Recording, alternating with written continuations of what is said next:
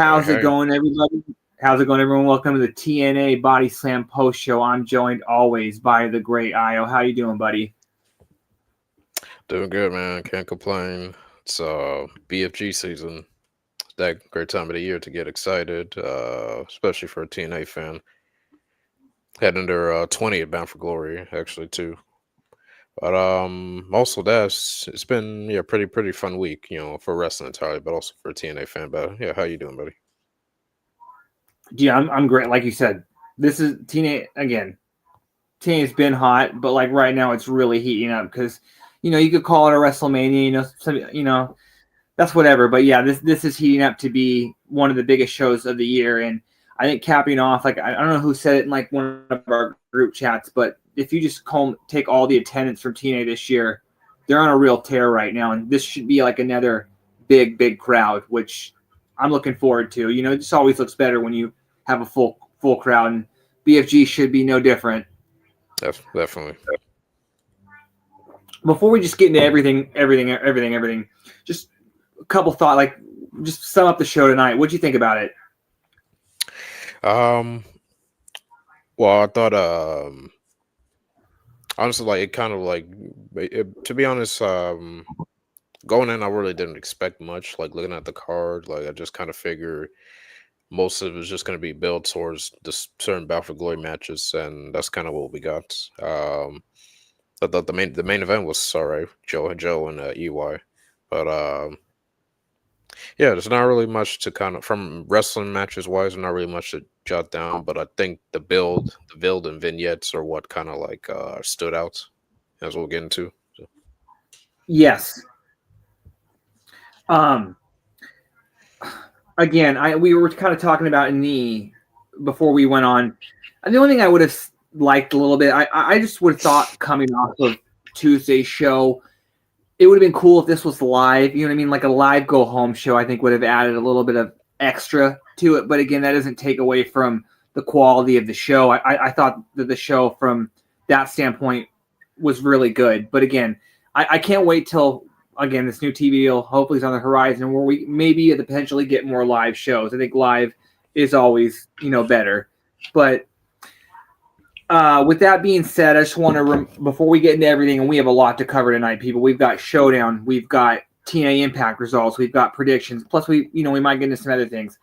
I just want to remind everyone that this week's podcast is sponsored by Shroom Bar, the protein mushroom bar. It's made up of not psychedelics, but 4 powerful mushroom adaptogens. It has lion's mane, which increases focus, memory, and neuroplasticity, making it easier to form new patterns and learn new things. Next time you're trying to learn that new move, it might actually stick rather than forgetting it immediately. It has Quadriceps, which increases VO2 max, blood flow, and overall endurance.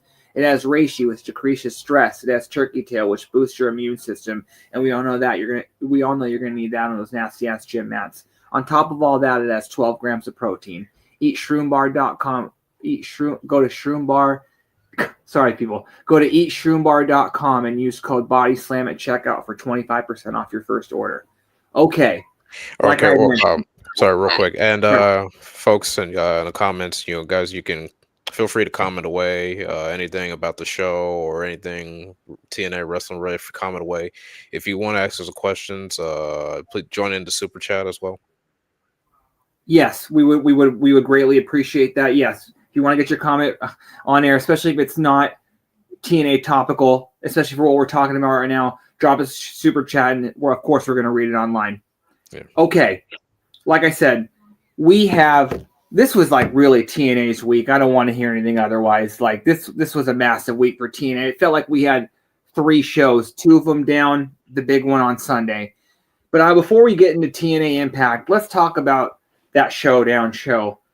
Yeah. I said in one of our group chats, even though we finished the night 2 for 2-2, I didn't go into that show thinking, this was TNA's night to get the ultimate revenge. You know what I mean? Like to get all their titles back. I thought that night that basically was a second go home show and more exposure.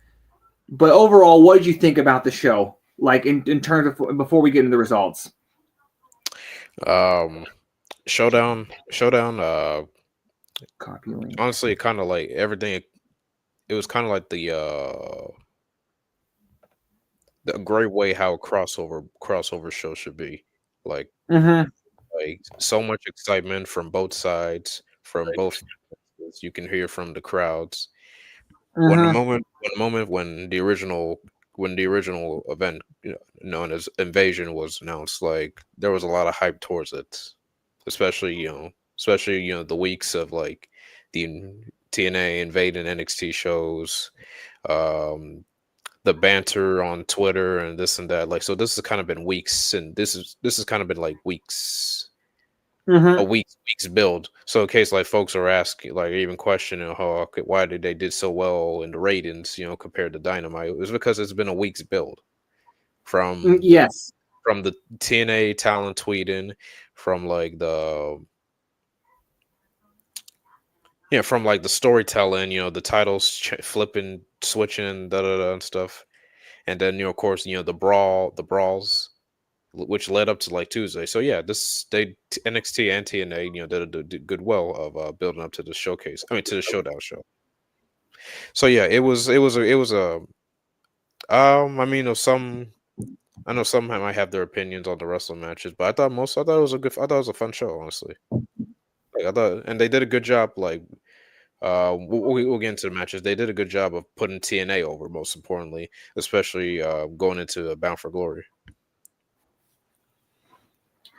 Yeah, and you know, I think that the reason why this invasion works, and this is just kind of like just a thing I've noticed, I think it's because I think WWE kind of recognizes, especially since they kind of think as NXT as more of a developmental brand. And whether you want to, however you want to take that as a TNA fan, if you want to take this as disrespect, I don't. But I think that they kind of look at the two brands as equal. I'm not saying that TNA is NXT in terms of TNA being a developmental brand. But I think the reason this partnership works is because that there's mutual respect on each side. Like I think you kind of saw that in the showdown. Yeah. We'll get into the results. But I think for the most part, I think that the TNA wrestlers were booked to look very good. You know what I mean? In enemy territory, as you would, you know what I mean? Yeah. I mentioned this at times in the past. Both brands are a lot alike than folks think of. Yes. Like passionate fan bases, um, interesting story development, whether it's characters or feuds on TV and whatnot. Mm-hmm. A hungry young core base of talent. Veterans coming there to like reinvent themselves. Like it's Exactly. basically that's yeah. I like how you just said that. But Carlos had basically said that, and we'll just get into it. I don't have the exact tweet, but to kind of sum it up, Carlos really kind of nailed some of those points. Like when talking about TNA overall, you're going to see a lot of the younger up and coming talent. I mean, that's TNA's always been there and been a place for that. But also, you're going to see the guys and women that you just laid out. Maybe people who need to go and reinvent themselves. Maybe people who the company that they worked at previously didn't see anything, even though we know it's there. So I think that in that regard, that's why TNA will always exist, because you need, like, if you want, I'm not calling TNA the minor leagues compared to the other leagues, but you need more than two places to work. You know what I mean? Mm-hmm. So I think TNA is always going to exist in that regard. Wait a minute. Hold on. I believe we have Datia joining us. Oh no! Don't mind me. Just keep Okay. going. I'm just fixing something for you guys. Oh, thank you, Datia. But yeah, with that being said, like that's what I really kind of. I'm still on camera. You gotta fix it so that you're back on camera. Okay. Hold on. I'm trying to figure out how do I do that. Or do we keep going? Or I'm trying Just to keep put going. this back up. Just keep going. Okay. Yeah. No, like I said, I think that TNA in that regard, that's why they're always going to have a place, because you know, there needs to be somewhere, there needs to be an alternative to just the big two, or however many of the larger companies that exist. But I like, what did you think about Carlos's comments when you know what I mean? What were your initial thoughts on that? I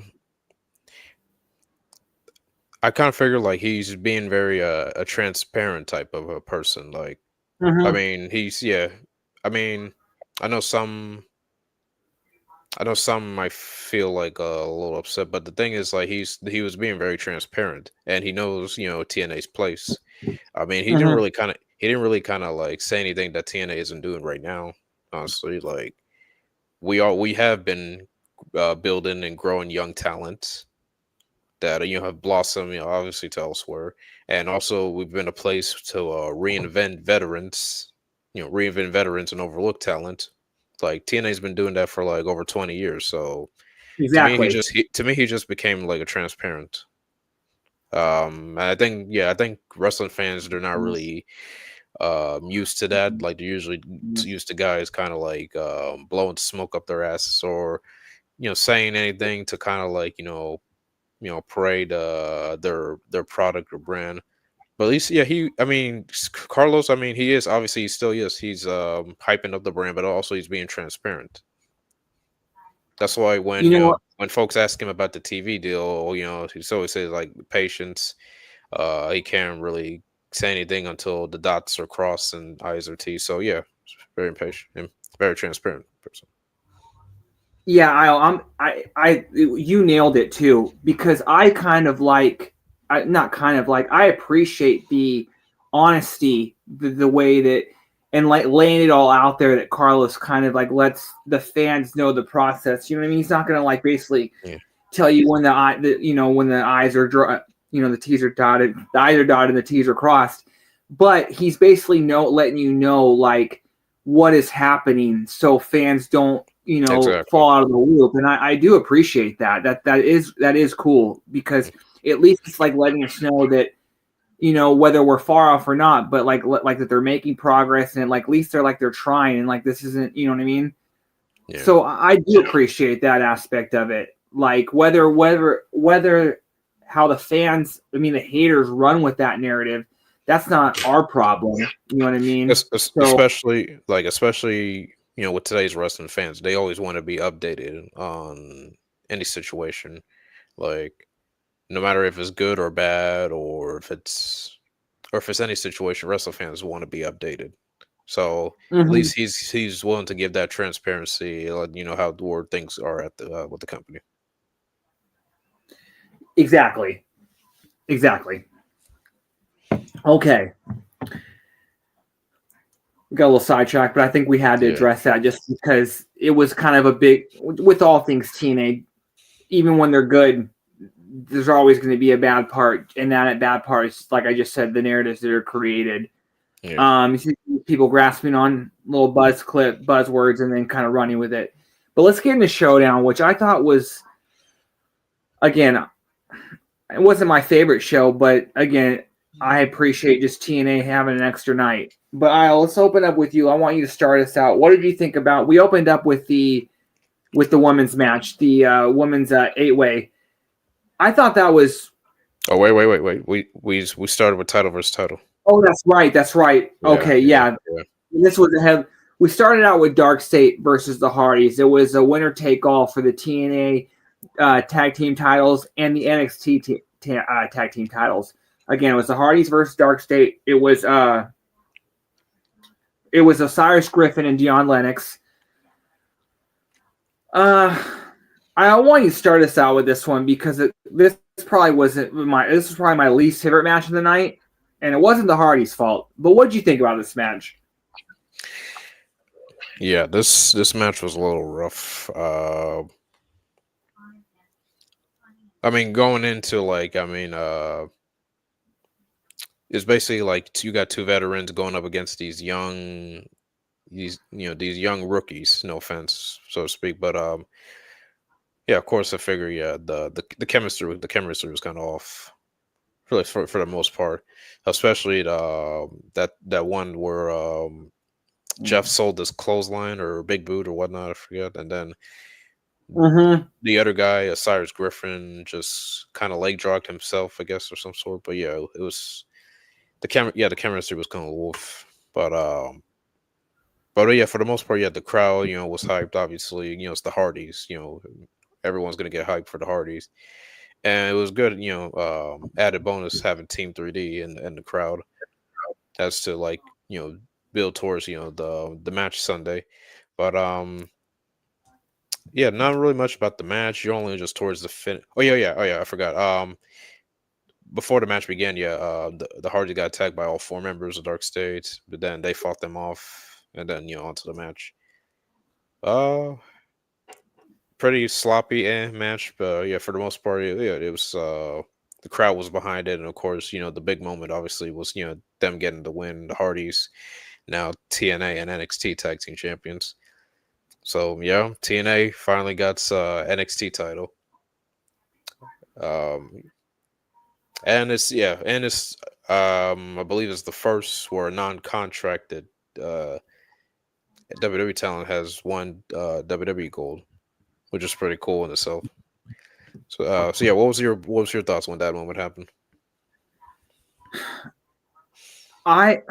Again, to your point, we had mentioned this match to me was, I'm not going to call it extremely sloppy, but there were at times when it was like, okay, there's a reason that the Hardys are in here.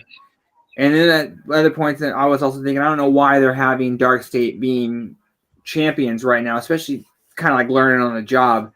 I think it was very much the Hardys kind of carrying that match.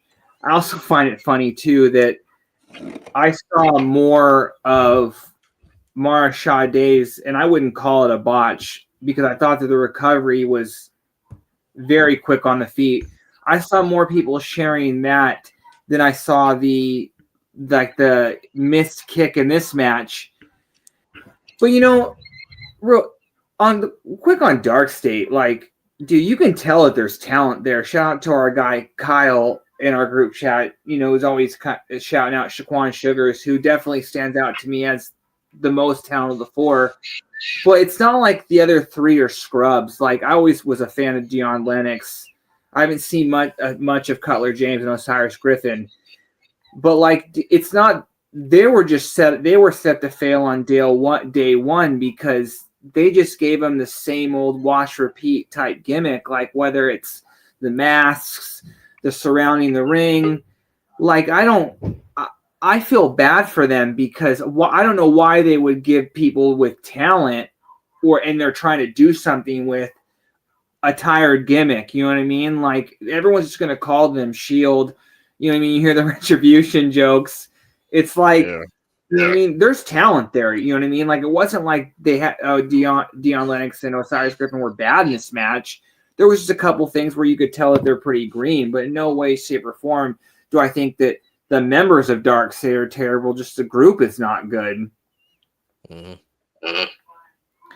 But like you said, the Hardys won. It was pretty cool. You know what I mean? Like, this kind of reminds me of when they had, I believe, the TNA and ROH. I don't know did they win the ROH titles when they were kind of doing their belt collector gimmick back? Like, this kind of reminded me of that. It was very cool.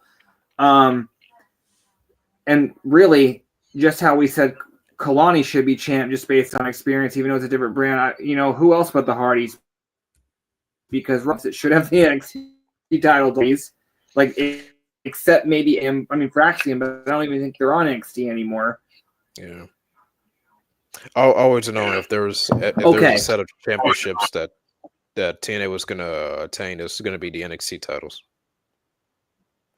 Yes, the tag team titles. I agree with that. Just because I think our tag division is a little bit stronger than theirs right now. So, okay. All right. Once again, guys, comments away. Feel free to comment away. If you guys want to ask us a question, give us a super chat. Let's move on to what I thought, and this is surprising when I was looking. I'm not trying to take away from the women, but going into it, I was like, okay, obviously Ali versus Paige is going to be the match of the night. No, to me, the women's match was the match of the night. I can hate on the finish a little bit. I thought they could have made the TNA women look a little stronger, but I fucking love this match. Like I thought this was a great fucking match. What did you just before we like get into it? What did you think about this match? I thought every woman shined. The women's match. I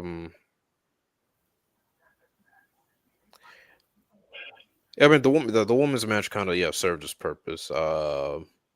Mainly, like for two things.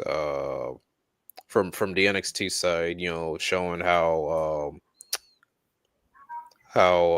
much of an opportunist JC is, getting stealing the win for herself and stuff. And from the TNA side, uh showing how resilient the TNA team can be, even though when they're down a person, when they're down a person or two. But yeah, I mean, yeah, you're right. Yeah, everyone did shine. Everyone had a good showing, especially Mara Sade, minus the moonsault stuff. But I thought it was a decent. Yeah, I thought it was a decent match. I mean, I figure this was gonna be NXT's way to kind of even things out. I it's like, again, I'll kind of like rephrase my statement again. I'm not saying that this wasn't my match tonight. It was, but this is kind of why I said this was, opposed to why I was surprised it wasn't Ethan and Ali. I'm not the biggest fan of the WWE style, so I think that if they would have had this match in TNA, it would have been even better.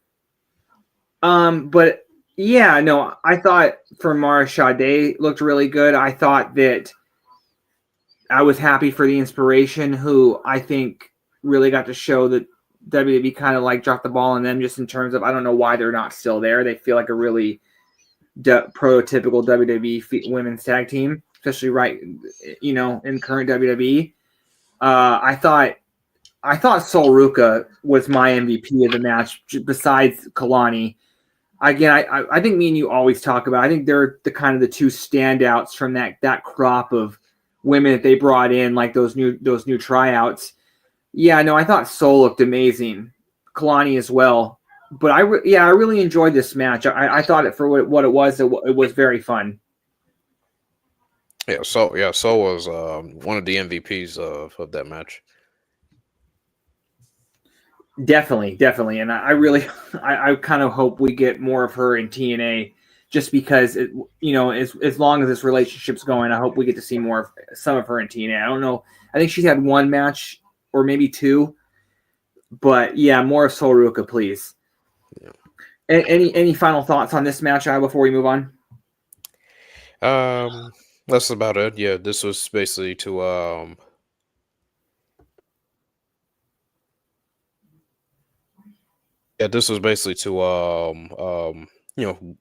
for JC Jane to kind of gloat, getting the win for her team.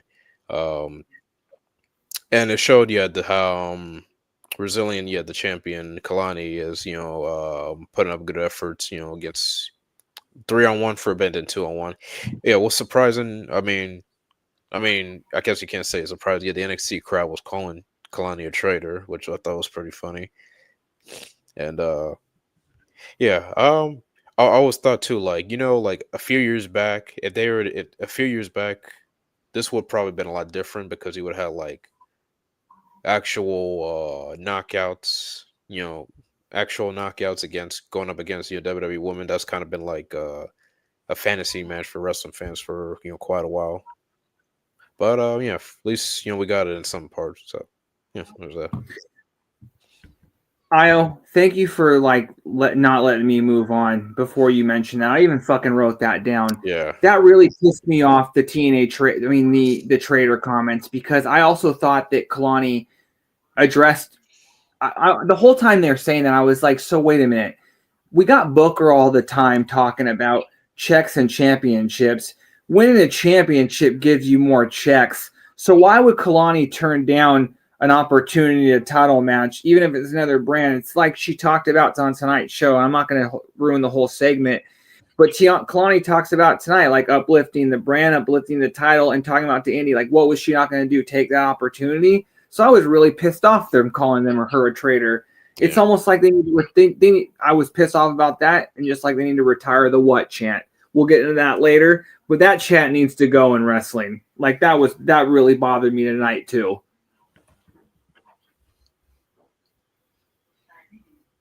Okay. I'll just before we move on, just final thoughts on that match in general. Yeah, it was a pretty fun match. Everyone shone. Okay. Next, we're going to move into, again, it was a very fun match, just not my favorite. It was Mustafa Ali taking on Ethan Page, All Ego Ethan Page, for the for the NXT North American title. Well, it's the Canadian title right now, which Ethan Page is killing it in this gimmick. I want you to start off with this one. First off, were you disappointed in this match, or did it live up to the hype in what you hoped for? Honestly, I thought it lived up. I thought it lived up because and honestly, I think this is personally my match of the night here in Showdown because they did a good job, like feeding on to the purpose of this match. Like Mustafa, said that Mustafa, as you guys might know, Mustafa was originally supposed to have a North American title shot before getting his release. And now he's seemed to take that, personal as a cloud, hanging over him.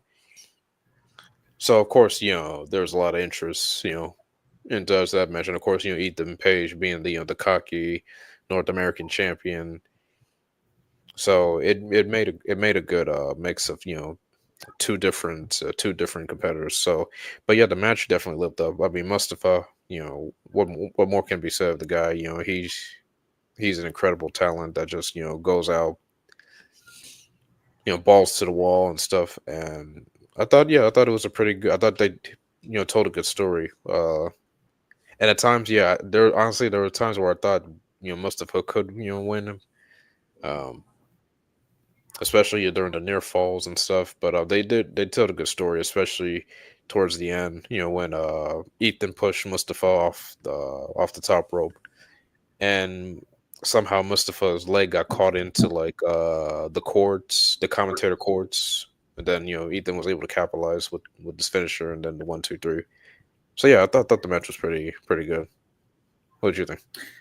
Yeah, I wouldn't have mind. I could have made a case for having this be the belt that a TNA wrestler wins, either the men's or the women's, just because it's their mid-card title, and Ali winning it would have been cool because I think a lot of us think that he will be the next TNA World Championship after Santana, especially because of their history. So to him to have this kind of title and, see him defending it a lot, just because you see it defended on TV quite a bit, I think that'd be pretty cool. But, yeah, there were points where I thought Ali was going to win this match.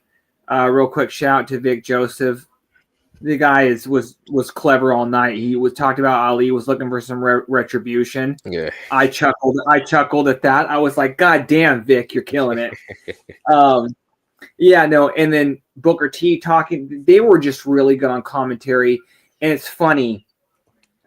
I like when we were like growing up watching wrestling, especially for the absence of social media, you didn't see companies hear companies mentioning their companies, or talking about kind of like the behind the scenes details. So for Booker to mention Ali getting endeavored, like that's something I never thought I would hear them talking about in the WWE, like them letting go one of their wrestler. You know what I mean?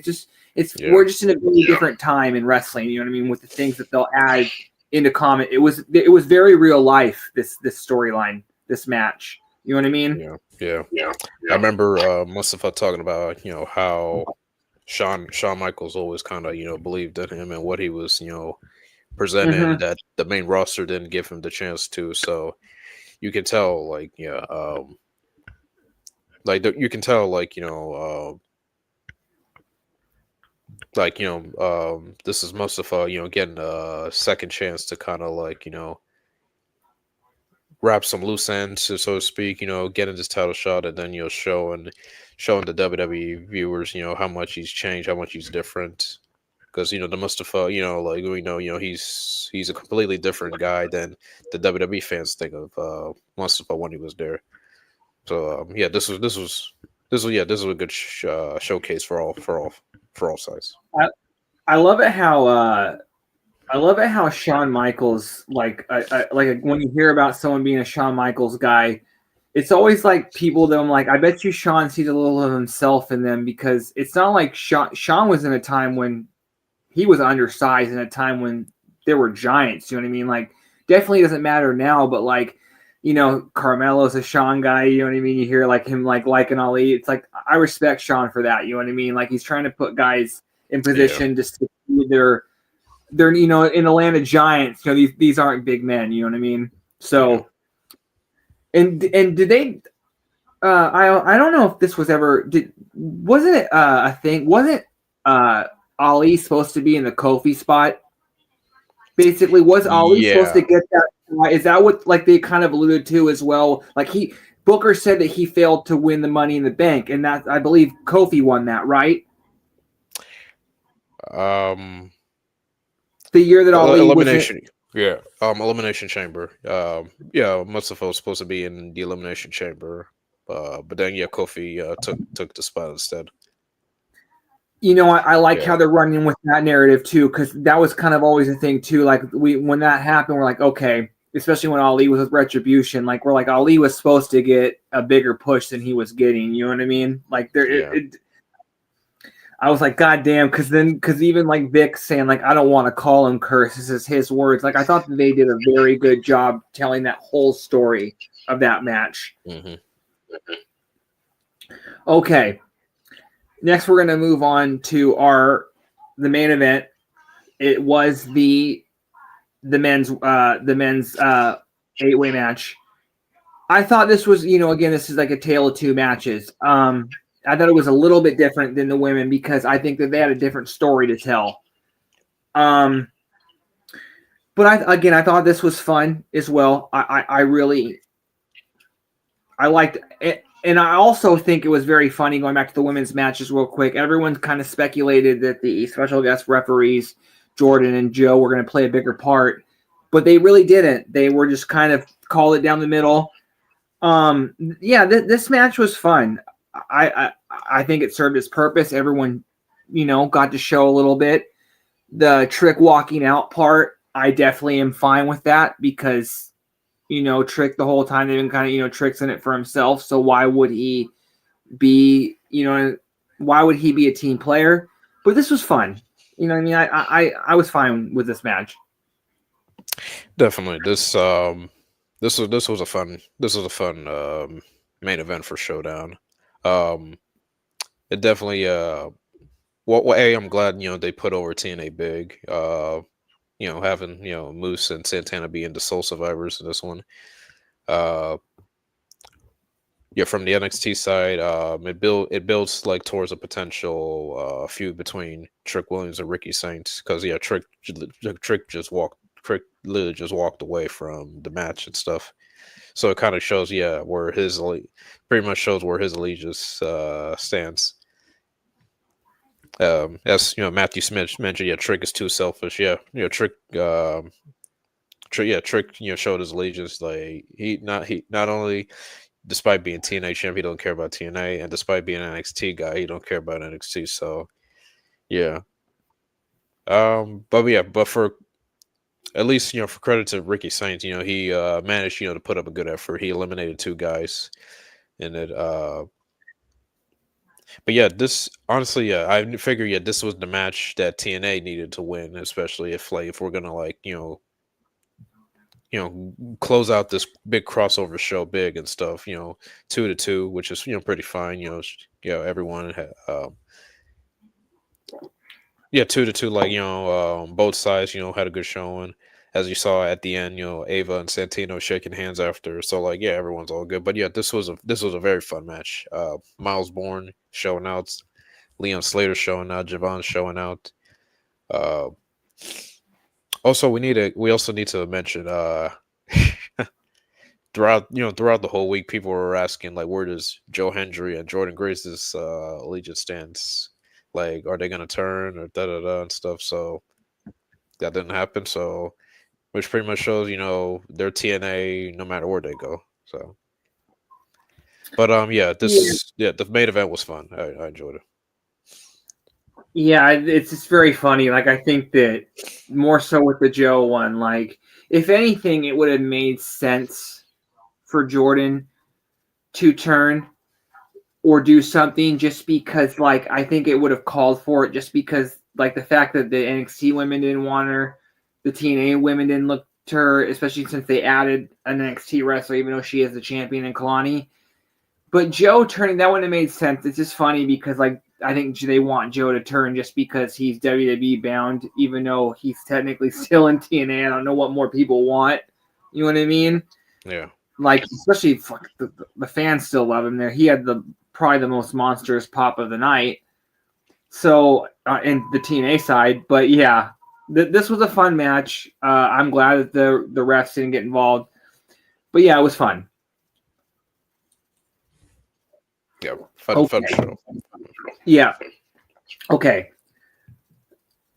Now let's get into tonight's TNA Impact, which I thought was a solid show. Again, I'm not going to complain about it not being live. Hopefully going forward, we get more live shows. I thought it should have been live. But again, to build momentum to the show, second time of the week, I thought it was good. We're going to open up with Trick coming out.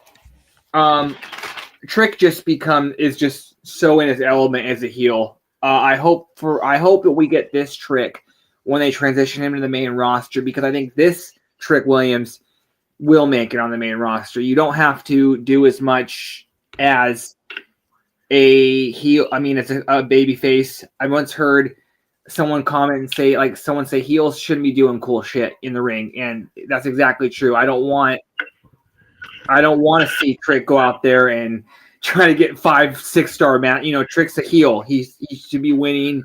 I want to see him win clean, but Trick should be a heel.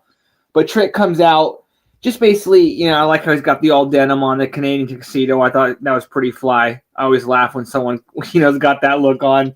But I like how he just said after Sunday it's going to be forever Trick and A. I thought that was a really, really good kind of like a heel line. But after that, we get Santana out, and Santana just cuts he's just been doing lately.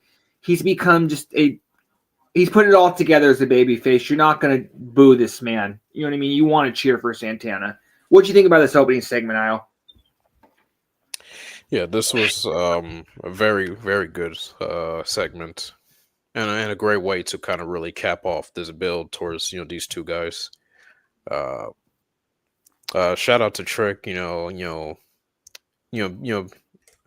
Despite being very young into this business, he can really hold himself on the mic, and especially during those obnoxious what chants, he really kind of like put his own spin towards it. Yeah.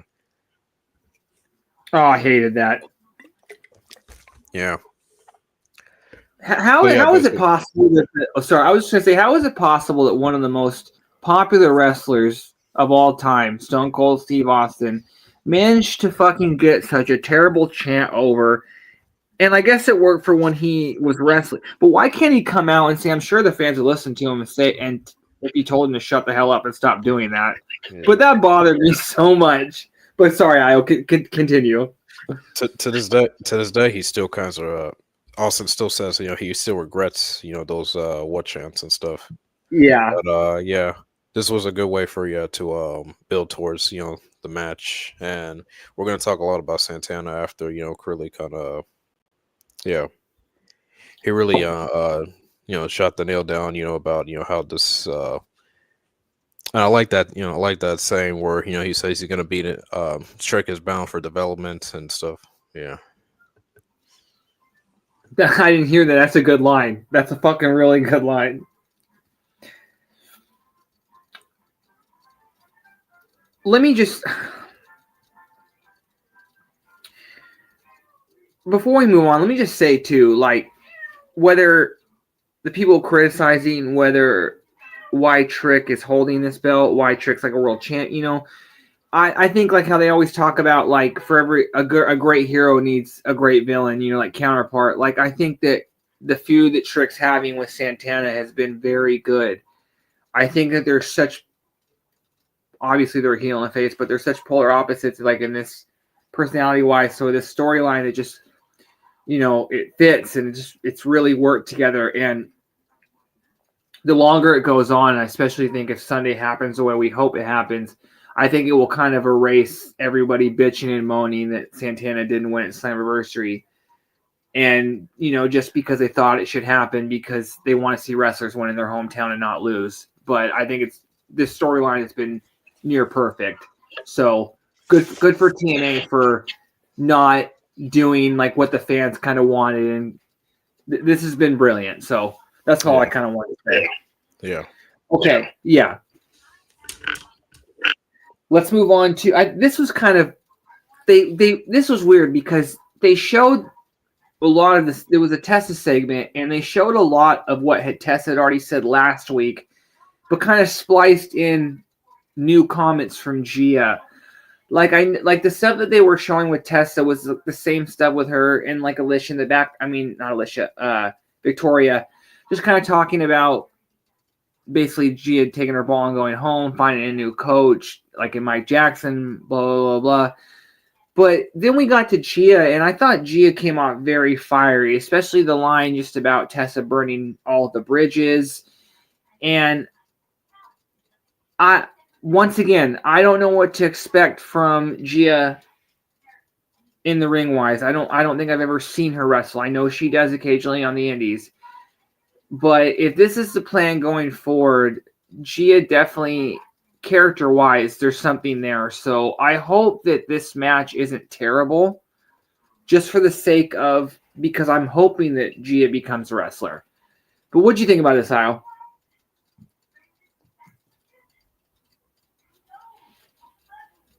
Okay, we have a little technical difficulties, folks. Let me just continue while we wait for Aya to get back.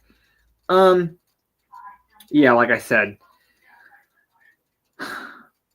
I hope the match doesn't suck because I don't want to immediately be like, well, do I really want to see Gia in the ring again? Because I don't want to think that. And I think the combination of Tessa being her first feud, and I'll reiterate, I'm not a Tessa fan, but I'm not going to deny her ring work. It is good. So I can only hope that Tessa is able to kind of carry Gia to this match in terms of, I want a good match. I don't expect Gia to win. We'll get into that later in predictions. But yes, the goal for me is for us to see more of Gia because I think there's something there. Okay. Next, we're going to move on to, it was Ryan Nemeth for the Dork, with obviously with his brother Nick Nemeth versus Matt Cardona. To me, the highlight of this match was that we got a Chelsea's husband chant, and that's very funny to me. Obviously, I would assume everybody knows Matt Cardona married to WWE's Chelsea Green. I thought that was very funny. I thought this reminded me of like a WWE like middle of Raw, middle of SmackDown, maybe a main event match, main event TV show match. I mean, the series main event, not a main event of a Raw or SmackDown, certainly a pay-per-view. Okay, we got Io back. Io, real quick, what did you think about that Tessa segment? What segment? It was the Tessa promo, basically kind of showing what she said last week, and then they kind of showed more of what Gia had to say. What did you think about all that? Yeah, this was a good segment for Gia to really, say her own side of the story. Yeah, to say her own side of the story towards Tessa. I like how Gia really kind of she reiterated, basically saying that yes, at one point she did learn a lot from Tessa, but she Gia learned at some point she had to follow her own path, to get where she is. And then, she did compliment learning from Mike Jackson, like going to Mike Jackson was the best, option for her and stuff. So yeah, this was a good way to uh, build build the match between the two. It's funny that Tessa's kind of dogging on her just because, for that element of the storyline, because usually when you like see who like wrestlers have been trained by, there's a good amount of times when they were trained by journeymen in the business. You know what I mean? And it's almost like the same thing that you see in sports with coaching. Like you don't see, it's not like when you look at up and down the line of coaches that these people were all successful players.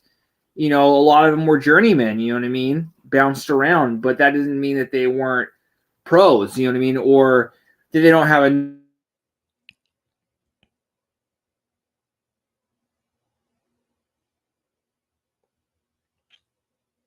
Yeah, this yeah, as Bird was saying, yeah, not too many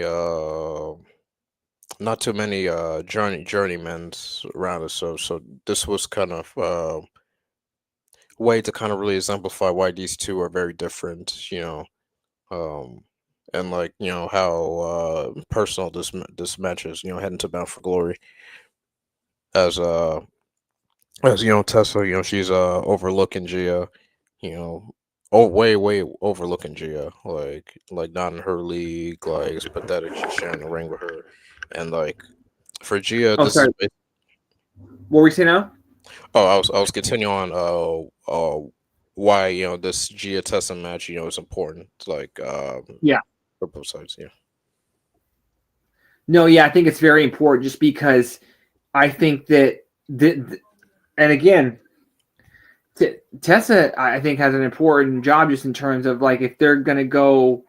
I think obviously they want to make Tessa look good because I think Tessa's winning, but at the same time, I think they have plans for Gia. So I think Tessa has a motivation to make Gia look good. You know what I mean? Because it only strengthens the division. So yeah, this is a good opponent for her.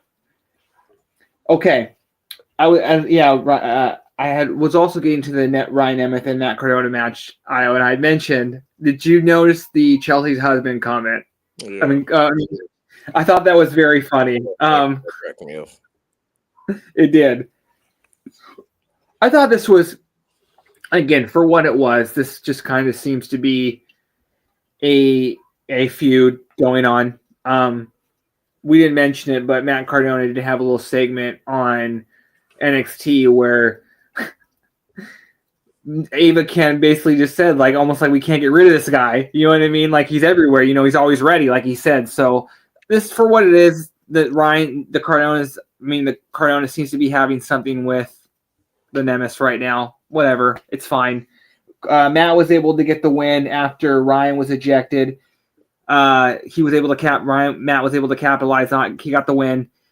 Again, this was fine. I'm not going to complain. It wasn't long. Yeah, it's for what it was. Basically, to kind of, I guess, cap off, or close to capping off the Cardona Nemitz feud, but we'll see. But yeah, like you mentioned with the NXT thing, yeah, Cardona, it took a while, but he finally got himself back on WWE TV. Yeah, Yeah, he did it. yeah. It'll be him versus Josh Briggs this coming Tuesday, but yeah. I mean, yeah, good for Matt. He's finding himself at the right place at the right time. So, sorry to Matt Cardona, but I think there's a better chance because she used to work there. I think Chelsea Green appears on TNA. Hopefully, she comes out with the Laura Van Ness outfit. I mean, the when she was the bride. I think Chelsea Green has a better chance of appearing on TNA TV than Matt Cardona appears on WWE main roster TV, but that's just my opinion because I would love to see Chelsea come back to TNA. oh, yeah. Okay. Yeah. Because that was a money gimmick. Next, we're going to move on to, and shout out to TNA, man. They're going real meta this week. We turn in contract talk because if you I believe it came out on Fightful before the show as the show was going on. I believe that the Inspiration's contracts, according to Fightful, run through Bound for Glory. So, you get people speculating. Obviously, the TNA haters running with, why they strap up with the titles. Well, I like how TNA pivots that with we get a Rascal segment where we're in the treehouse. You know what I mean? We get a little comedy with Wentz. Wentz got the thing on his face like when you have a toothache. He's wondering why he got super kicked. And they're all talking about, Trey mentions not only do their contracts are expiring, I like how Myron chimed in and said, wait a minute, I don't even have a contract, which I like that because I'm like, you said it last week, Io, sign this man. So I like how TNA's turning this into a story point. Like, they're running with it. I'm fine with it. Yeah.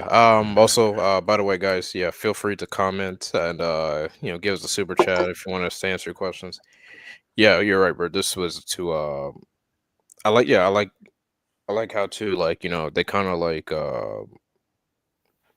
add a little bit of what's going on in the wrestling news and kind of put it on a spin.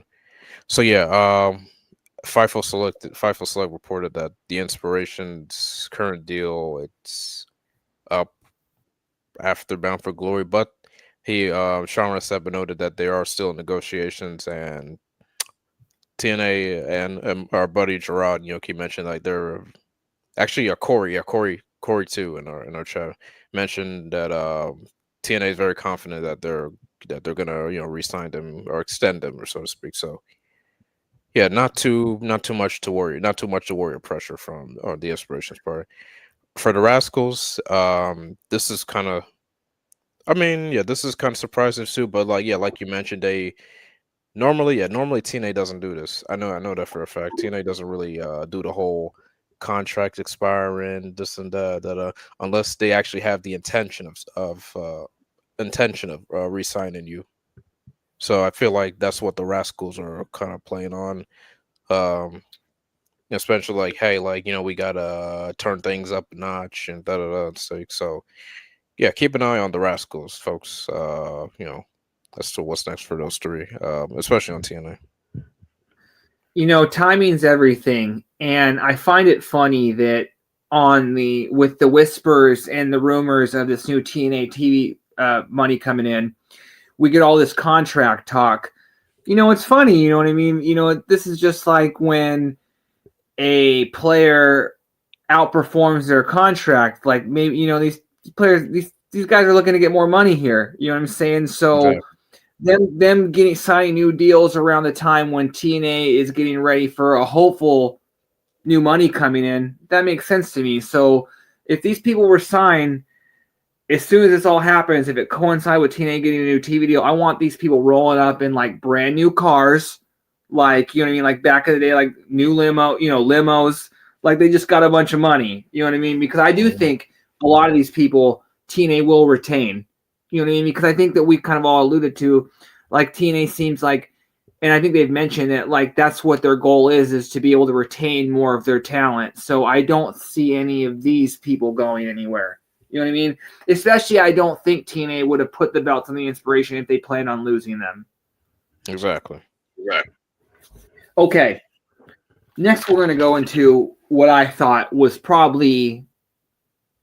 This was a fucking emotional segment. It was a Mara Sade segment, and this woman... I said in our group chats earlier, like WWE, they've been known to release people too quickly, and this is one of the most latest examples for me. I don't see how they didn't see what we see in this woman. She's a star, and this segment was very emotional, especially when she's talking about, seeing women like Jazz and Jacqueline, and talking about how Jacqueline was her first action figure she had. And like, I was like, oh shit, you know what I mean? Like this woman, like she knows, she pays attention, because I've always thought Jacqueline deserves way more respect. And yeah, both women, her and Jazz are very two trailblazers. But I really enjoyed this segment because, again, Mara is going to be a star in TNA. I think that they know that they're positioning her for that. She's had a lot. They put her as a focal point these last since she's been there, especially the last month. Definitely, yeah. They've done a good job of really showcasing showcasing Mara. Mara, yeah, Mara Shade. They've done a good showcasing her from the debut, teaming with the Inspiration, uh, teaming with the Hardys. If even for even for her troubles, getting big booted and clothesline, super kicked and clothesline by the men and stuff. So, but yeah, but this for here we got a glimpse of of her backstory. And you mentioned being inspired by the likes of Jacqueline and Jazz. I know last week she mentioned she was upset losing her dream job, but now she's now she has a new meaning, with this new chapter. Um, Once known as Jakar Jackson, from WWE, but now showing this new purpose, new ambition. I really think by 2026, she's gonna be like one of the top figures in the division. So yeah, Mhm. and also, hey, full circle. She was a part of the Team TNA last Tuesday, so it kind of really came full circle. So yeah, definitely keep an eye on Mara. She's one to look out for. Yeah, Vic had a line during Showdown just because, like, when she came out, kind of being like, oh, like, she's kind of here to, like, prove, like, just something along the lines that I should have written it down. But yeah, I thought, like, Mara was there on a mission. Like, not necessarily to, like, say, like, look at me, like, oh, like, I want to go back to WWE, like how a lot of people assume some wrestlers think, but more so of, like, no, look what you missed out on in terms of, like, you could have had this talent. And I thought, like, that's exactly what she did. Yeah, and that's why I put out. Yeah, WWE made a huge mistake releasing her, because the funny thing, they never really gave her a chance outside of like her teaming with Lash Legend and Metaphor and stuff. They never really gave her a chance to see what she can do on her own. I mean, I know nothing against Lash. I understand why they're behind her. I understand why they're behind her too. It just kind of felt like it was like Lash and then her partner. You know what I'm saying? Like it was like Lash and her partner. But now here we are now, her former partner, again to showcase, what she's capable of. Definitely. That's funny you mentioned metaphor because Vic, again, when she was coming out, was like, I have a lot of metaphors for this. God, Vic was so clever. Vic is the pun machine, man. He was killing it. Like, Vic's so good. Real quick, I want to remind everyone, if you want your comment read online, drop us a super chat, especially when we get into predictions. If you want your predictions read on air, drop us a super chat and we'll get to them. Okay. Next, we're going to move on to probably my favorite match of the night. It was JDC. Shout out to our guy Miguel. He's been waving the banner for JDC since he's came to TNA. Always shouting out his underratedness and his underusage. Like, the guy is really good. He was versus Ali. Man, this match, and what I really appreciated, I don't know if you caught this, but did you notice Ali got hit with the same spot where he hit the turnbuckle in this match that he had during the Ethan match? He slung him into the turnbuckle and he hit the bottom one. He did the same thing in this match. Man, Ali's been on such a tear lately, whether it's his selling, everything. Man, he's on fire right now. But I love this match. Yes. Two things. Someone mentioned a tweet that I noticed a tweet that Mustafa graduated from the Shawn Michaels School of Selling, and I kind of cracked up because his selling when this match was very top notch. Um, yeah, shout out to JDC again. Yeah, I think folks kind of overlook him too much, but like despite the Fandango character and whatnot, yeah, but the dude can go in the ring. He's very versatile in that ring. Um, yeah, Mustafa. as I mentioned, earlier, with the Ethan match, yeah, Mustafa, you put him in the ring with anyone, he's gonna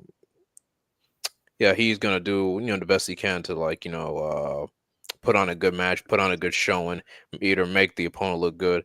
And he mentioned this too, in the Immerse Leon Slater special, that if no one, whenever he's on a card, there better be someone who's very hunger to kind of top him, because Mustafa is basically kind of like Shawn Michaels in a way. He's gonna do what he can to put on a show and Mhm. be like a show steer. Is that mentality with some wrestlers? Like, hey, like if you're on the same card as me, and if you have an opponent who is capable of putting on a good show, like do the best. Hey, do whatever you can. I mean, like do whatever you can to like put on a good show so that no one can follow you, basically. And that's kind of like how Mustafa is. Like he wants to put pressure on anyone who has to follow him, so to speak. You know what I'm saying? Uh-huh. Yeah. Exactly. And oh yeah, one other thing. Yeah, he mentioned too that most of this year he's been kind of hurt most of the time, which kind of surprised me. It's like, oh wow, he's putting on these performances and he's not even 100%. Like, credit to that man. He's really putting it out there. Wrestlers working hurt is like, dude, it seems like these men and women are always banged up. You know what I mean? Like, and so the fact that we get some of these performances out of them, from them, and then they'll come out and say like just what you just said, that they're working hurt. It's like, Jesus, man, what would you look like if you were at 100%? You know what I mean? So it's like, yeah, shout out to Ali. He's killing it. Yeah. Okay. What were you saying? Oh, I was gonna say Matthew Smith just said Michaels oversold the Hogan big boots. Well, yeah, but not that overselling, but like, well, I mean with Ali, but like he uh he kind of sells, like in a way, like backflip sell, you know what I mean, like the backflip sells and all that other stuff. Like go watch his match with Randy Orton and Hell in a Cell 2019. You know what I mean. Well, Ali had that spot where JDC kind of hit him, and then Ali kind of flew out of the thing, like almost like somewhat like a stunt man will like get thrown through a window. You know what I mean? It was very comical, but like that's the part of wrestling that's like funny. You know what I mean? Like the selling is like what kind of makes certain parts of it. It should look kind of comical. Well, now what's interesting is most of us now 3-0 against the system members. He beat Myers, he beat Moose, just beat JDC. So they'll just leave him and Eddie if we're ever gonna get that one, but who knows? And so if people are paying attention, which I know TNA fans do more than a lot, more than just about any other wrestling fan, pay attention to the Easter eggs. The soon-to-be world champion Mike Santana also ran a system gauntlet, and I believe was so. I mean, this is all kind of layers to storytelling here. So things like they're positioning Ali with the same thing. So yeah, and that's what I'm saying. I loved it how the system part of they kind of had all facets of a group. They had the dominant run, and now they're kind of the gatekeepers of TNA in a way, of the company, wrestlers trying to ascend to the next level. So I really do like that. They've kept the system fresh without having just like run through the roster for years on end and just getting stale. So kudos to TNA on that. Okay, next we're gonna have it was the Andy Hartwell and Kalani Jordan contract signing, and I'm not gonna go on a rant in terms of where I just take up the whole show, but this whole thing symbolizes what I'm talking about. I want to root for Indy. Her promo where she's talking about growing up wanting to be a knockout, how the fuck would I not want to root for her? You know what I mean? Like, she wants to be there. But then you have Kalani, who says basically the same type of things, but the difference is Kalani can back it up in the ring. And I don't see how you could sit there and want to take the belt off Kalani. If your only reason is she's on a TNA wrestler, I'm sorry. I don't get that point of view. But what'd you think about this?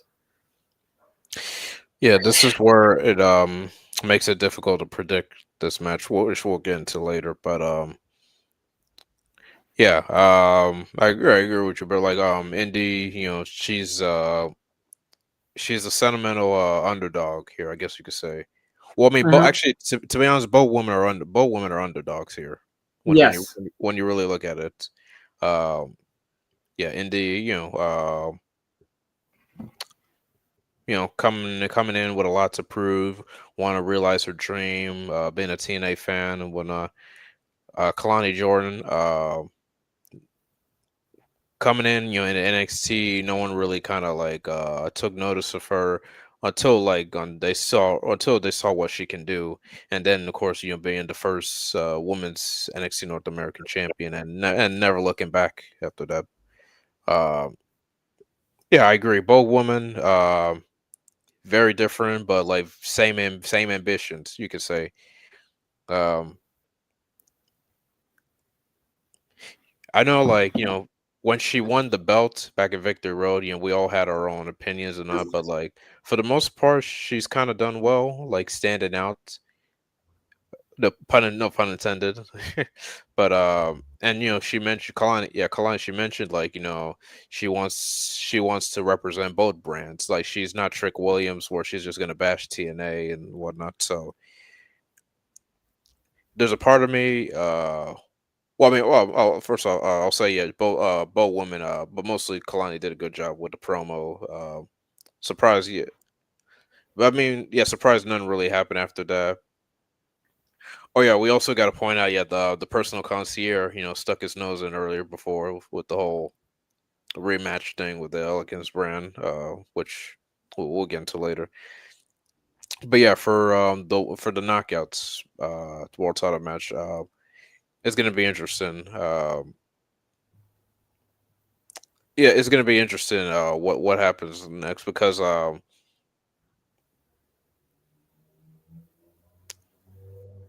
I don't know, man. It's just like it just kind of we're really in a like big situation. Like who needs this? Who needs this win more? And who should like lead the division coming out of Bound for Glory? But yeah, we'll get into that prediction later.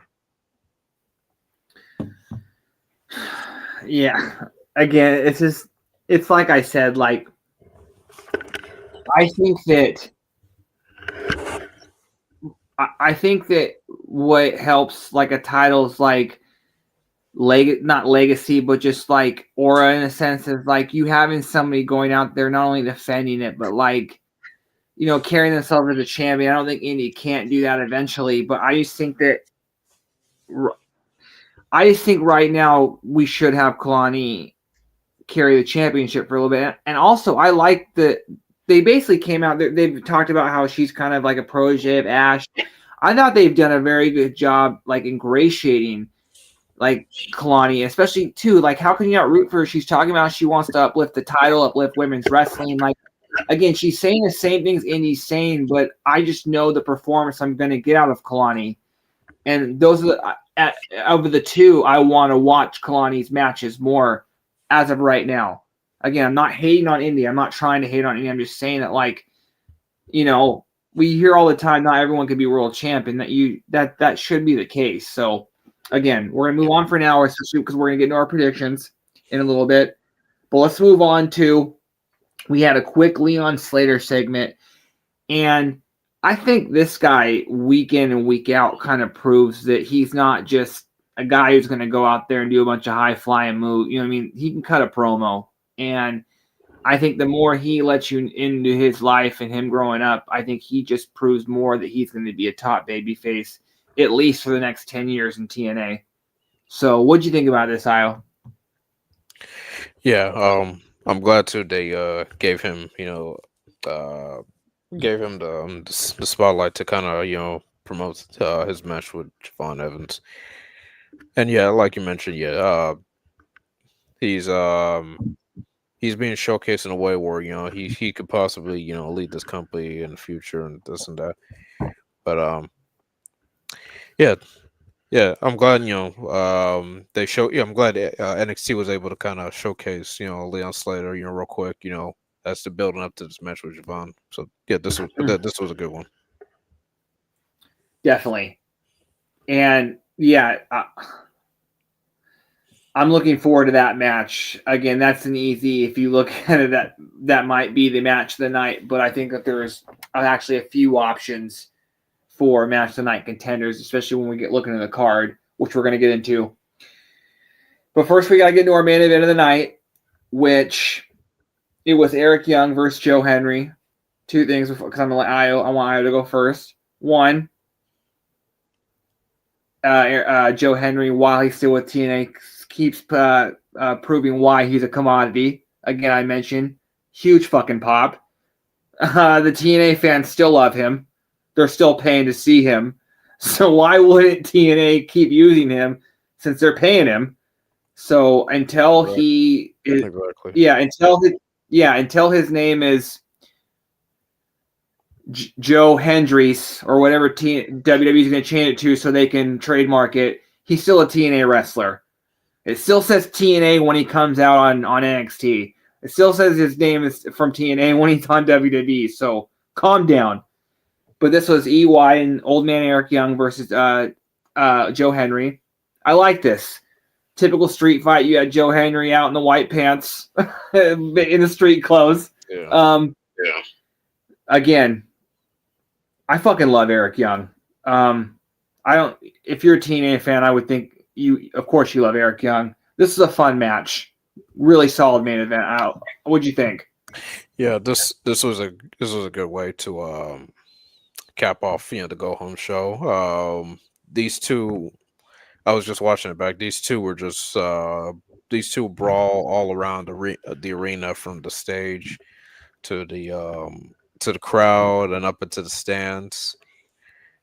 Yeah, and these this was a way for Henry to show you why he's capable of of getting getting dirty if he needs to, like find street fight, like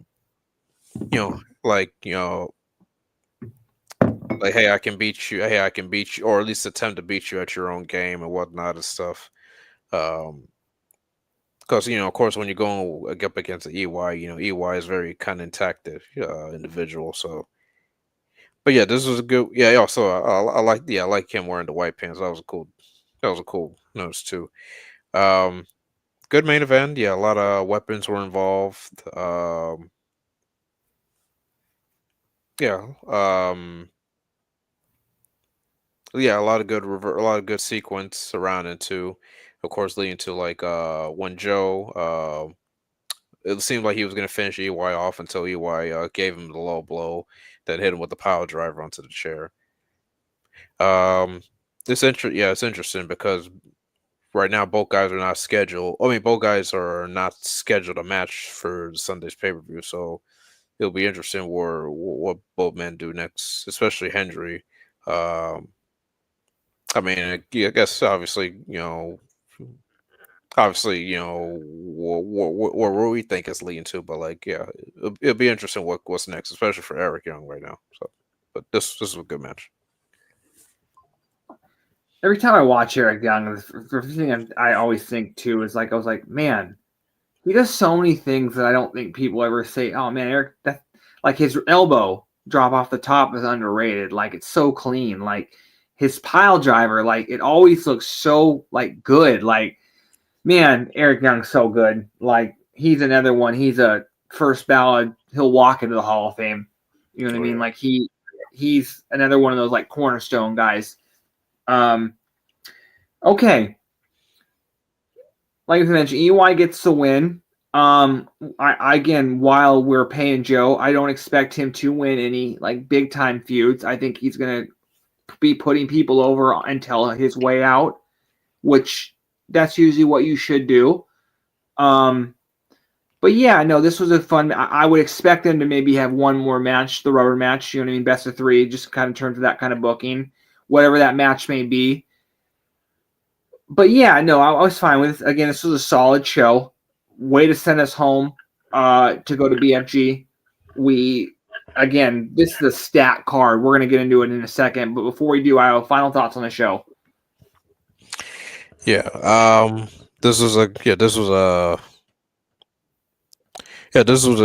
interesting go home show. A lot of Matthew Smith mentioned earlier. Yeah, a lot of video package involved. Yeah. A lot of building backstories. Towards the wrestling talent. Antonio Baker too mentioned promos. The video package was great as needed. Towards when building towards a pay per view. Because Yes. each match needs to have like a specific meaning. Like when you really look at this card, like as we'll get into 9 matches, yeah, and each of them tell an interesting story and purpose, and so. Yeah, and Antonio put it, yes, because it's a go-home show. We're building to a pay-per-view, so we don't need too many matches. We need still kind of some video package to like wrap up loose ends, kind of that one last thing to get you ready for a show. So yeah, this show did exactly what it's supposed to do. Okay. All right, people, remind you, if you want those BFG predictions right on the show, drop us that super chat. We would really, really appreciate it. Okay. Obviously, it's BFG. We have the Hall of Fame returning. Whether it's the match on the card or basically the Hall of Fame. This is a Knockouts theme show, and the Hall of Fame is no different. We've got the Hall of Fame induction of Mickie James, and of course the beautiful people. This is really cool. Like beautiful people, like a long time coming. Like I forget who shared it last week, but something was shared talking about how the numbers of the beautiful people would draw, like ratings wise, were bigger than Kurt Angles and Stings. And that's just saying something to them, a testament to them, because if you did not watch during that time period, the beautiful people were getting heat when they would come out, whether it was the bag and the ugly stick, they were over. They are one of the best heel factions of all time. So good for them. And Mickie James, you talked about at the beginning of the show, we mentioned Carlos's segments. TNA is constantly taking wrestlers who, wherever they came from, they did not see what we see. They did not see what the company, they don't see what TNA seen. And they basically, I'm not saying they give up, but they don't get what TNA gets out of them. And Mickie James went on to have a Hall of Fame career in TNA, and that's obviously why she's getting into the Hall of Fame. But what are your thoughts on just the 3 entrants? Yeah, this is a very for women's wrestling fan. This is a very perfect class that's going in. Like you mentioned, yeah, the beautiful people was getting high ratings. Was getting high good Spike TV ratings, especially over notable talents like the Stings, the Angles, the Joes, the Styles. Like people were tuned in to see what Angelina and Velvet were doing. Better as eye candy or being the mean girls, this and that. But yeah, they really set the bar, towards how mean girls are presented in wrestling. And both women, yeah, they done a good job together and individual careers as well. So I'm very happy for them. Mickie James, what more needs to be said about this legend? I'm glad TNA is getting the honor of inducting her to a Hall of Fame first. Because she should be a Hall of Famer already. So yeah, this is a very this is a very awesome class that's going in. Again with Mickie too, I enjoyed the last rodeo thing that they did with her to kind of really give a cap off to her career, so to speak, with putting her up against, notable top talent, having her having her showing that, having her showing that if she can still go, if she can still put on a good performance and stuff with the likes of, Giselle, Mia Yims, the Dianas, the Jordans, I thought that was a pretty good thing that TNA and her put together. So yeah, again, I'm very happy for this class. Really kind of puts a lot of build towards how revolutionized this knockouts division was, and what it could still be potentially. No, definitely, and like I like what you said too, because like when it comes to the beautiful people, like look at the time period. Like if you go to the other brand, go to the other company, WWE, like they were still kind of booking women a certain way. So you kind of take the beautiful people and like you look at them and it's like, okay, wait a minute, like are they going to book them the same as WWE would? No, like maybe the presentation was similar, but they booked these women as like badass. They were like monster type heels, you know what I mean? So it was like, that's why TNA was ahead of the game just for shit like that. So yeah, I again, this is like a long time coming. Good for the beautiful people. They absolutely deserve it. So yeah, I'm very happy for them because yeah, like, and you can't tell the story of TNA without the beautiful people. So and again, Mickey James, both these are long time coming. They both deserve to be there. Okay. Next, we're gonna get into the matches. I have the card right here again. I had to circle back to it. Hold on one second. My phone is frozen. People, give me a second.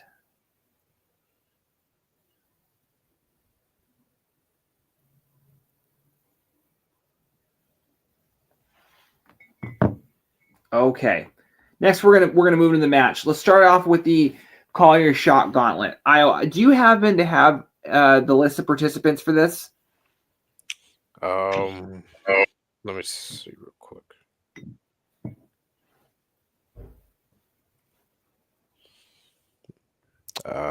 Just real quick.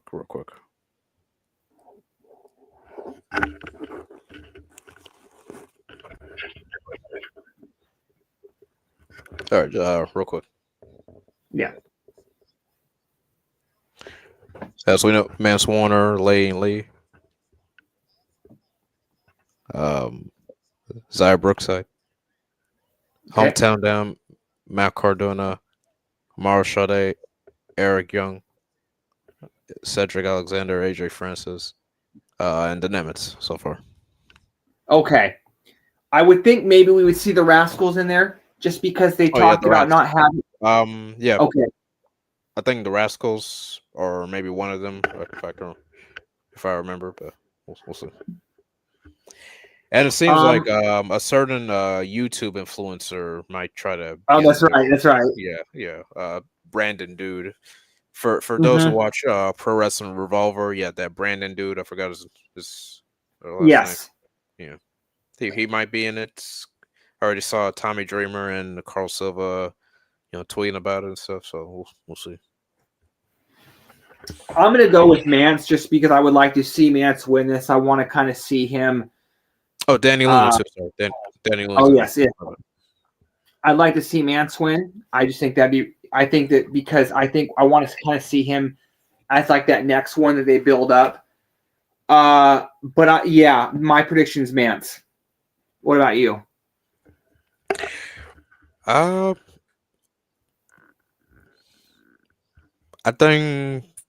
think we might possibly see a knockout win this again.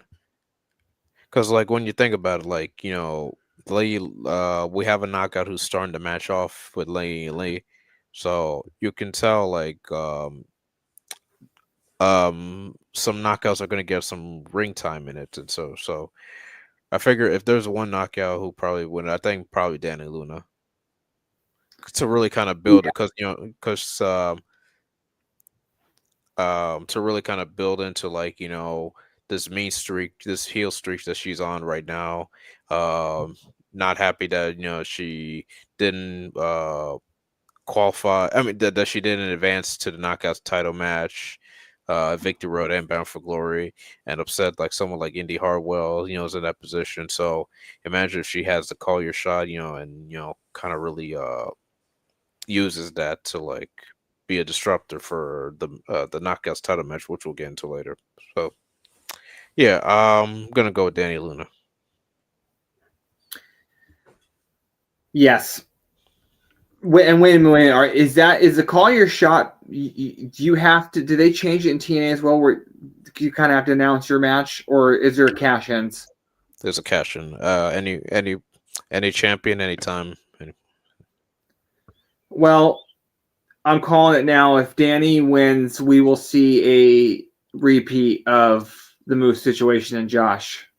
So, yeah, I'm saying Danny's going to win, and then I'll get into part 2 later.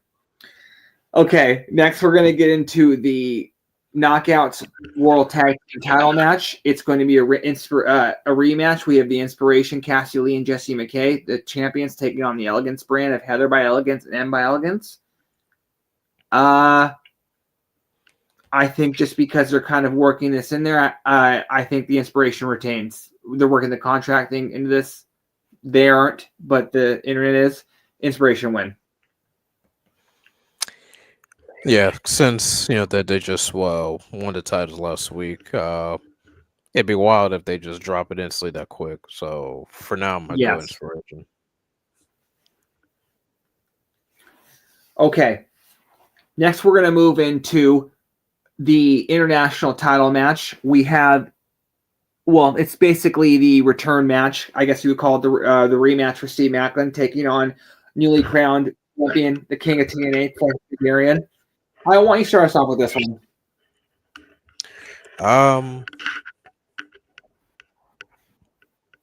This one could really go either way. I know, yeah, Frankie too. He just won the title 2 weeks ago. There's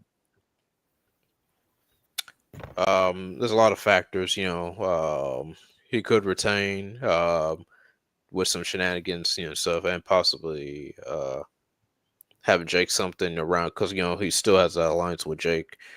For Macklin, is interesting because he mentioned on interviews like, hey, he wants to get the title back and go AAA and deal with El Messias, because it was El Messias who kind of distracted him, cost him the title. So it's interesting. Yeah, it could really go either way. Macklin could possibly win the title back, or we'll see.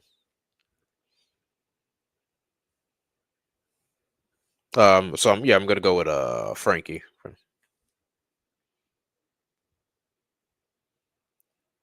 All right. Next match we have while we wait for Bird. Oh yeah, guys, if you want to chime into with your predictions, comment away or super chat. Real quick.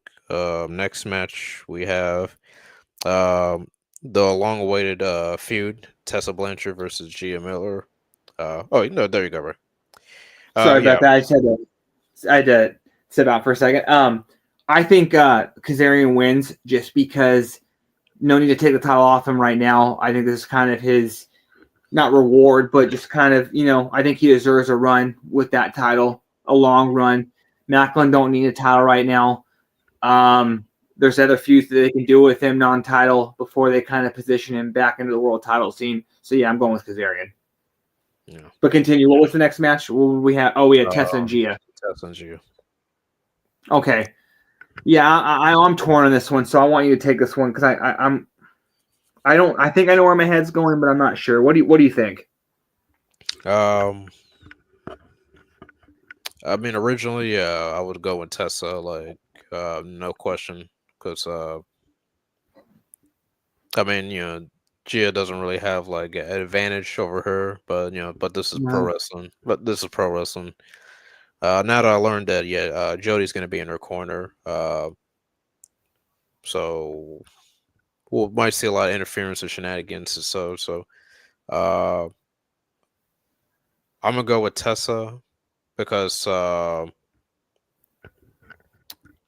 as far as I know, she's still gonna be around. I mean, despite doing CMLL shows and stuff. So, but at least Gia Miller will get some good.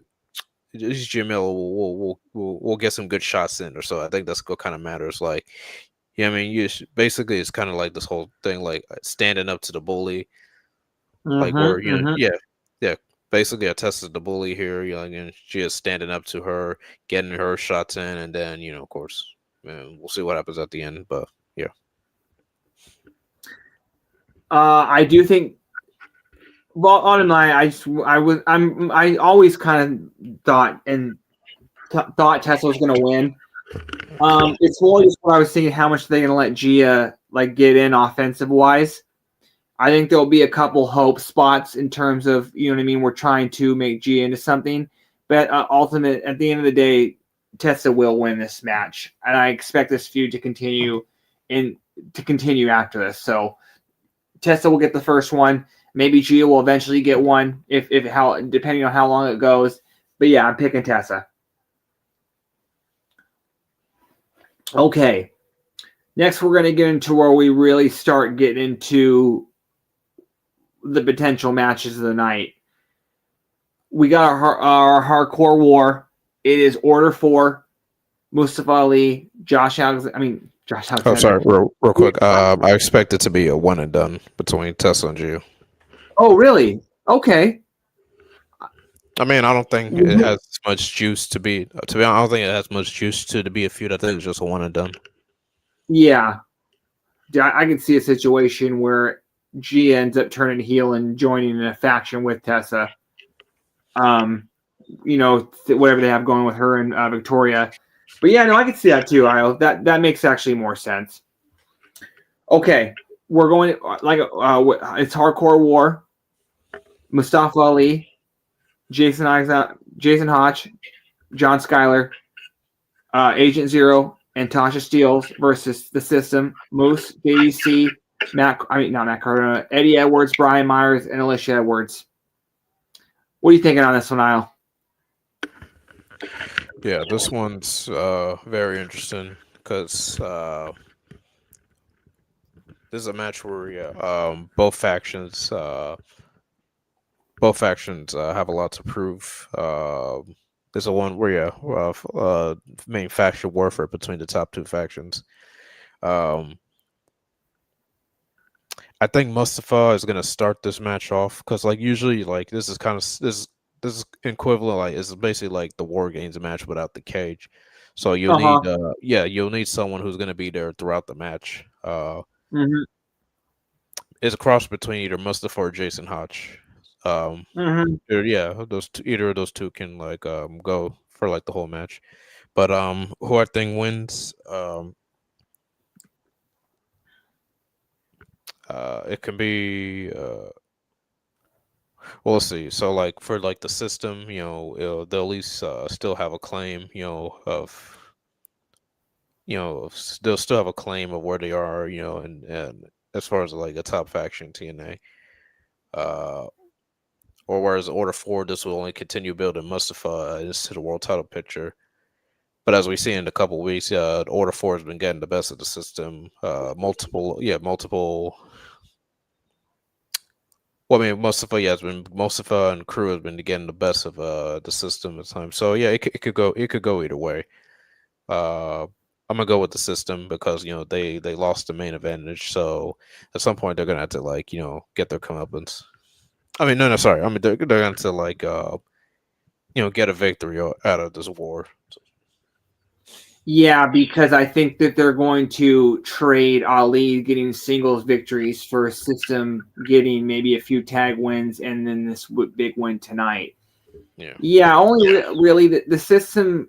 If the System are winning, then I just need to see a couple things from the Order 4.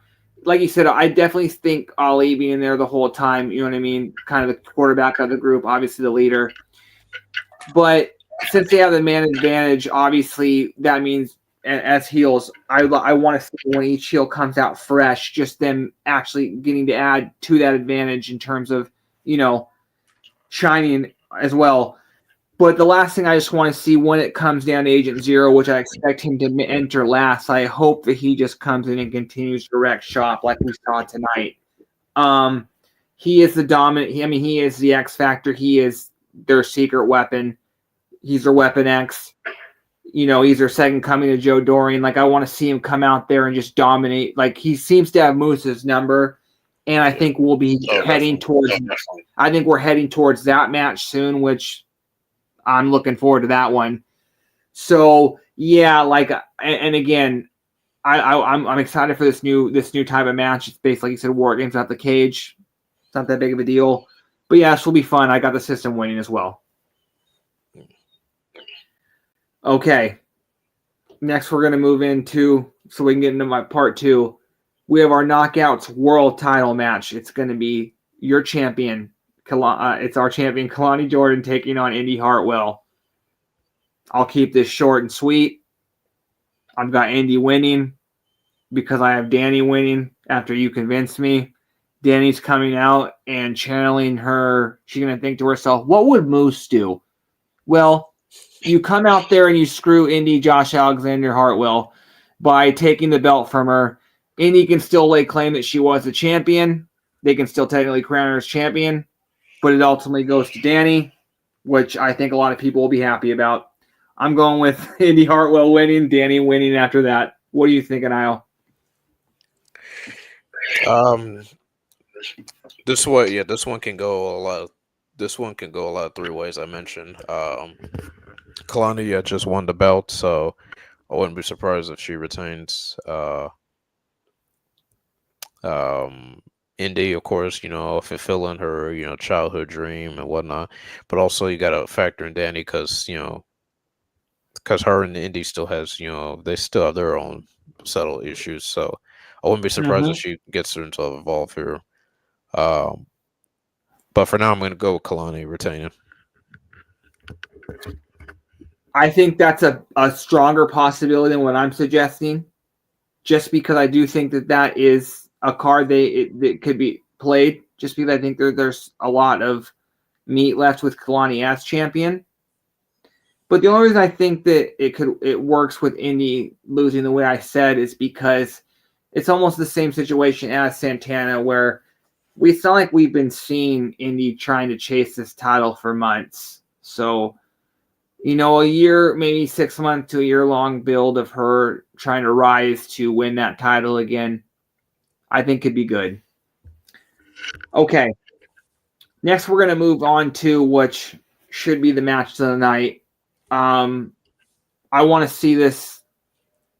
I want to see this reach Randy Orton, John Cena levels of matches these two have, because I think these two are the future of wrestling, or two parts of the future of wrestling. We've got Leon Slater taking on Javon Evans in our X Division title match. I can't. Again, I think Leon's winning, but this one's too hard to pick. Who you going with? I'm gonna go with Leon retaining. Yeah, well, yeah, sorry, yeah, this is definitely gonna be a match of the night, match of the year caliber. One of the big dream matches out of this whole relationship. I'm a fan of Javon. I think he's doing great right now. But again, mentioned with Leon, yeah, D just kind of won the title and he's already still established himself. So I don't think TNA is going to pull that rug real quick or so. So yeah, this is basically a dream match for the fans. So yeah, Leon's retaining. But yeah, definitely it's good. But both guys are definitely going to put on a performance that's going to be hard to top. What I like about Bound for Glory, like there's always that one match that has like that match of the year caliber. Like 2 years ago, it was Ospreay and Bailey. Another year, the other year it was Masha and Jordan, and now this year it's Javon versus Leon. That's what's good about Bound for Glory. Like there's always that one match of the year caliber potential in the card, and this is it. And you know what? I think maybe I was just trying to convince because really especially had I told myself this is the one title TNA wouldn't like put on someone other than from TNA, because this is kind of their title in terms of it's unique to them. I was even, like you said, Leon just won the title. It would be a better chance of Leon losing the title to someone from TNA, even if it was a short reign, even if it would be a short reign that he would have had if he lost it. But yeah, you're right. Leon's not losing. He's not losing now. He's not losing to somebody from NXT. But again, this is going to be the match of the night. I think a lot of people will agree with that, especially after it's over that it was the match of the night. Okay, next we're going to move into a match that I hope surprises me. It's the world title, the tag team world title match. As we found out, both titles are on the line, not only the NXT titles, but the TNA world tag titles. And let me just address, I saw somebody say that, oh, this ruins the finish. I don't know what would make it more, I don't see how, just because there's another set of titles on the line, and it's not, and just because it's NXT, that further solidifies that the Dudleys aren't winning. I don't know why it would, if the Dudleys were going to win, could win the TNA titles. I don't know why it would change anything if the NXT titles are on the line. Like, that's dumb. You know what I mean? Like, I didn't think the Dudleys were winning regardless, but I don't think that makes the finish more clear just because the NXT titles are on the line, and there was no way in hell that they would have the Dudleys win both titles. That's stupid to me. But I think the Hardys are winning. So. Same. This, to be honest, this kind of really further established, like who we think are winning. But yeah, this match, yeah, it's basically it serves some things. It's the final match, between these two legendary tag teams. It's as you saw in the video in the Road to Glory videos. Also for like the nostalgic fans, who are longtime fans of these teams, getting to see them perform one more time. I also didn't want to spoil this too. Devon mentioned on his YouTube channel that this is his final match, so you can really put two and two together. Yeah, I know a lot of people, and of course, people still online, bitching and moaning about this stuff. But hey, this match sold a lot. Like Gerard, shout out to Gerard, he's mentioned this match sold many tickets for Bound for Glory. So for what it's worth, the build and hype, towards it worked. So we're just gonna have to live with that fact. So, yeah, this is just basically going to be showcase match for all the legendary teams, and the Hardys, yeah, definitely winning. And for the marks, yeah, Bully Ray will at least will have the decision to brag that hey, he challenged for the NXT tag titles at one point. So, but Yeah. That part cracks me up. Fuck. I have no inside sources. I don't have any scoops. But fuck it. I'm calling for a debut right here. The Hardys win. The lights go out. We get the debut of Private Party. I don't know their contract status, but that would be a team I would have TNA sign. And with the history with the Hardys, you kind of remember if they were kind of like Matt's proteges, I'd have them go over the Hardys. I don't know their contract status, but we haven't called for any debuts.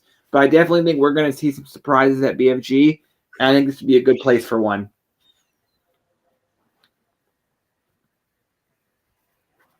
Okay.